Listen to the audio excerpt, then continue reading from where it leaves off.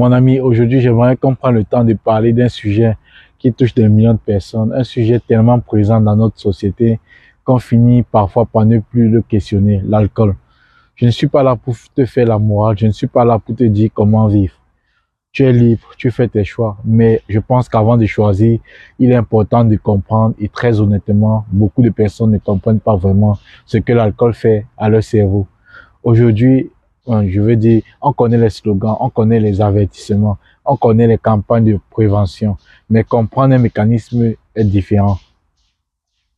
Imagine que quelqu'un te prête une voiture de luxe, une voiture unique au monde. Tu en prends soin, n'est-ce pas? Tu éviterais de mettre n'importe quoi dans le moteur. Tu ferais attention à son entretien. Tu serais prudent. Pourtant, ton cerveau est infiniment plus précieux que n'importe quelle voiture. C'est lui qui te permet d'apprendre, de réfléchir, d'aimer, de rêver, de construire ton avenir. Et pourtant, beaucoup de personnes lui font subir des choses qu'elles ne comprendraient jamais sur un moteur. Tout d'abord, l'alcool n'est pas ce que tu crois. Je vais commencer par quelque chose qui surprend souvent. Beaucoup de personnes pensent que l'alcool les stimule. Tu as peut-être déjà entendu quelqu'un dire, quand je bois, je me sens plus libre. Quand je bois, je suis plus sociable. Quand je bois, je me lâche. Pourtant, ce qui se passe réellement est différent. L'alcool n'accélère pas ton cerveau. Il ralentit certaines de ses fonctions. Imagine que tu conduises une voiture. Tu enlèves progressivement les freins. La voiture va sembler plus libre, plus rapide, plus audacieuse, mais elle n'est pas meilleure. Elle est simplement moins contrôlée. Et c'est souvent ce qui se passe. Tu n'es pas forcément plus drôle, tu n'es pas forcément plus charismatique, tu n'es pas forcément plus intelligent, tu es simplement moins retenu. Ensuite, la différence entre la confiance et la désinhibition. J'aimerais que tu retiennes cette idée parce qu'elle est fondamentale. La confiance en soi et l'inhibition ne sont pas la même chose. La confiance reste lorsque tu es sobre. La confiance t'accompagne dans un entretien, dans une présentation, dans une discussion importante, dans les moments difficiles. La désinhibition, la désinhibition disparaît lorsque tout disparaît. Et pourtant, certaines personnes passent des années à comprendre les deux. Elles pensent devenir plus confiantes alors qu'elles deviennent plus simplement moins prudentes pendant quelques heures. Ensuite, le cerveau adore les raccourcis. Le cerveau est une machine extraordinaire, mais elle possède une faiblesse. Il adore économiser de l'énergie. Il adore les raccourcis. Imagine que tu sois stressé. Tu peux apprendre à gérer ce stress. Cela demande du temps, des efforts, de la patience. Ou tu peux chercher un soulagement immédiat. Et c'est là que certaines habitudes deviennent séduisantes. Parce qu'elles offrent une récompense unique, rapide, je veux dire. Le problème, c'est que les récompenses rapides peuvent parfois empêcher le développement des solutions profondes. Ensuite, le piège du soulagement immédiat. Tu sais ce qui est fascinant? Beaucoup de comportements humains sont motivés par une seule chose, éviter l'inconfort. Quand tu es stressé, tu veux te sentir mieux. Quand tu es triste, tu veux te sentir mieux. Quand tu es anxieux, tu veux te sentir mieux. C'est normal, tu es humain. Mais la question importante est, comment te sens-tu mieux? Est-ce que tu résous les problèmes? Est-ce que tu l'anesthésies temporairement? Ce n'est pas la même chose. Et cette différence peut changer une vie entière. Ensuite, le cerveau apprend ce que tu répètes. Le cerveau est comme un élève. Il apprend constamment, toujours. Même lorsque tu n'y penses pas. Chaque habitude lui enseigne quelque chose, je veux dire. Chaque répétition renforce un chemin. Chaque comportement devient plus familier. Si tu répètes une action pendant les années, cette action finit par sembler normale, naturelle, automatique. Et c'est exactement pour cela que certaines habitudes deviennent si puissantes. Bon, maintenant, mon ami, jusqu'ici, nous avons parlé de l'alcool, ce que fait à ton fonctionnement immédiat. Mais maintenant, nous allons aborder quelque chose d'encore plus important.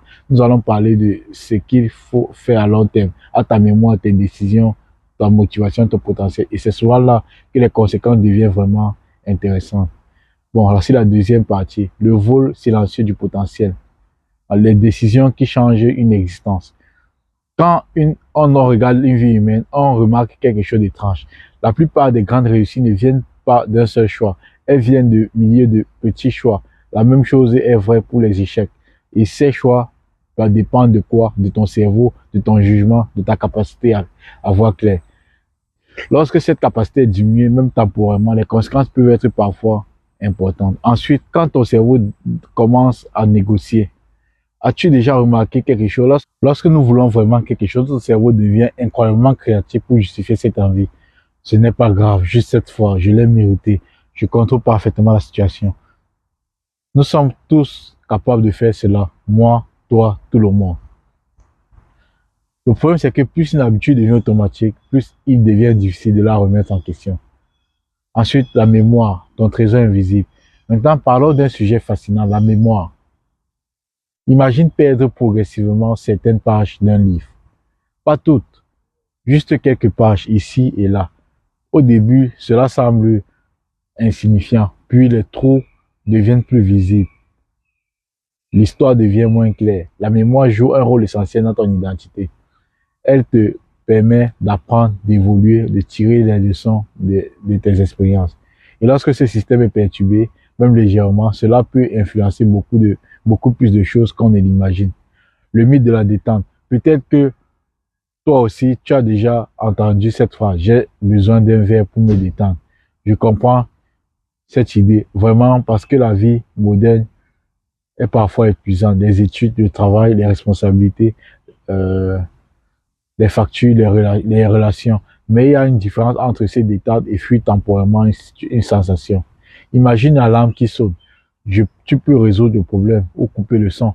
L'alcool agit souvent comme quelqu'un qui coupe le son. Pendant un moment, tu n'entends plus l'alarme, mais le problème est toujours là. Ensuite, la version de toi que tu n'as jamais rencontrée. J'aimerais te poser une question, une vraie question. Qui serais-tu aujourd'hui si ton cerveau fonctionnait à son meilleur pendant les prochaines années? Prends quelques secondes et réfléchis. Peut-être que tu apprendrais plus vite, peut-être que tu serais plus concentré, peut-être que tu aurais plus d'énergie, peut-être que tu serais plus stable émotionnellement. Le plus étonnant, c'est que beaucoup de personnes ne connaîtront jamais cette version d'elles-mêmes. Pas parce qu'elles en sont incapables, mais parce qu'elles ne lui donnent jamais l'occasion d'émerger. En conclusion, mon ami, si tu retiens une chose aujourd'hui, retiens celle-ci. Ton cerveau est probablement l'outil le plus puissant que tu possèdes. Tout passe par lui. Tes rêves, tes projets, tes décisions, tes relations, ton avenir. La vraie question n'est pas donc que puis-je faire aujourd'hui, mais plutôt quel cerveau suis-je en train de construire pendant les 10 prochaines années de ma vie. Et crois-moi, cette question mérite qu'on s'y attarde. Merci d'avoir regardé et à bientôt.